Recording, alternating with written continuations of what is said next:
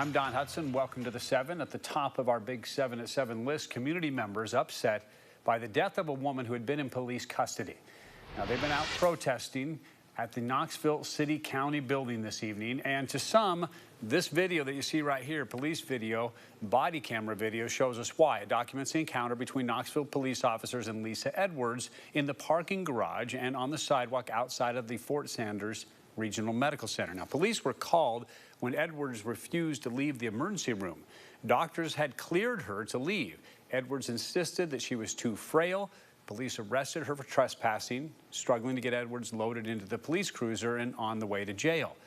An officer noticed while they were driving toward jail that she wasn't responding. She was taken back to the hospital and later died. Knox County's district attorney decided not to file criminal charges, pointing to an autopsy report that showed Edwards died from natural causes, a stroke combined with heart problems. Family members told us they were in disbelief at the way Edwards had been treated. Over the weekend, other community members vented on social media about the video from police. Today, their outrage took the form of a protest at the Knoxville City County building. Our crew there speaking with Edwards' brother. We're going to hear what he had to say tonight at 11. While no criminal charges, by the way, have been filed here, the Knoxville Police Department is conducting an internal investigation. We'll keep following this story to see what that probe turns up, and again, more on the protest at 11. All right, next on our list of a big day in court for a Knoxville-based solar panel company. Now, Solar Titan USA has been on really the consumer investigator Don Dare's radar for some time here at WATE. Prosecutors in both Tennessee and Kentucky have apparently been getting similar complaints to the ones that you have been sending us. Well, they were able to get a judge to sign off on a temporary takeover of Solar Titan. Today, a federal court in Greenville heard arguments from the executives behind Solar Titan asking to drop that order. Prosecutors argued that the 3 executives at the center of the case used deceptive and unfair business practices. That said, Michael Atnip claims that he has not been involved in the day-to-day activities of Solar Titan since the first year of business. Craig Kelly claimed that he relied on attorneys to review all contracts signed by thousands of Solar Titan customers, and Kelly claims he has never been an owner of Solar Titan. The attorney for Atnip said his involvement has been so limited that he was unaware of the company's financial difficulties until late June of 2022. That's when he started actually selling off his personal properties and invested $3 million into the company to try to save it. Attorneys for both Atnip and Kelly argued that freezing Solar Titan's assets is wrong and that it was government overreach, and asked the court to lift the temporary restraining order. Complaints against the company have piled up. Some customers were at the federal courthouse today telling our Don Dare they were not impressed by the attorneys for Solar Titan executives and what they had to say. We were misled when they came out to our house. In what respect? Well, the first thing that I found was interesting was we were told that they would buy back our electricity, that TVA would buy it back, and apparently they won't. They installed it in September, and it has never been hooked up, and I could not get a hold of them and talk to anyone, and so I just told them to come and get it. Now, company attorneys said since 90% of Solar Titan's customers never complained, they asked the judge to lift the restraining order today. A decision may come in a few days.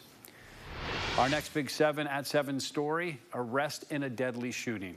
Now, the second of those arrests announced just this morning, and it involved Kellen McAfee. He faces charges including first-degree murder and attempted first-degree murder. Now, the shooting happening on Valentine's Day in Knoxville's Lonsdale neighborhood. Officers found Relique Garcia suffering from a gunshot wound. He died at the scene, by the way. We told you over the weekend about the other arrest involving Iran Lyons. He was arrested Saturday by KPD's Community Emergency Response Team. Like McAfee, Lyons is charged with first-degree murder and attempted first-degree murder. Plus, court documents out today show the two are also facing charges of aggravated robbery. Our next big 7 story, a settlement really years in the making. Now, it closes out lawsuits from what you're seeing behind me right here in this surveillance camera video. Now, this shows the moments back in April of 2018 when federal investigators raided a meatpacking plant at Bean Station. Now, investigators said that they were going after operators of the Southeastern Provision for not paying taxes, but It was around about 100 workers who also faced legal troubles that day over their immigration status, many facing deportation. Civil rights groups later sued, arguing the workers were the real targets of the disguised immigration raid, pointing out that white co-workers were released and Latino workers were detained without agents knowing their immigration status. Fast forward to today, as a federal judge in Chattanooga approved a final settlement with more than $1 million going to those workers. Some of the class members who are here at today's hearing, I met for the first time in an immigration prison after one of the most traumatizing days of their lives. And their spirits were so broken. It's hard not to see that as the intended consequence of this really violent, really unnecessary raid. And it's just been a transformational experience for me, and I think for the Morristown community to stay with them on this journey over the last 5 years and see them today with their spirits lifted, with a feeling like the trauma that was inflicted on them has been acknowledged. Now, the owner, James Brantley, was sentenced to 18 months after pleading guilty to tax evasion, wire fraud, and employing undocumented immigrants. Our next Big 7 story, 2 dead, another critically injured in a crash out on I-40. Now, we've been following this since about 7 o'clock this morning when it happened. A stretch of the interstate was actually shut down because of it. And through the day, we have learned more and more that what investigators believe happened. They say a truck crossed a median, smashing into an SUV headed the other direction. The 2 who died were in that SUV. All this happening near the Pigeon Forge exit ramp on I-40 around the Knoxville County line. Now, it's not clear why the truck heading east crossed over into the westbound lanes. Knoxville police say the driver of the truck was flown to the hospital with injuries described as life-threatening. The westbound side of the interstate opened a little before noon. Names have not been released. We will keep you posted as we learn more about this.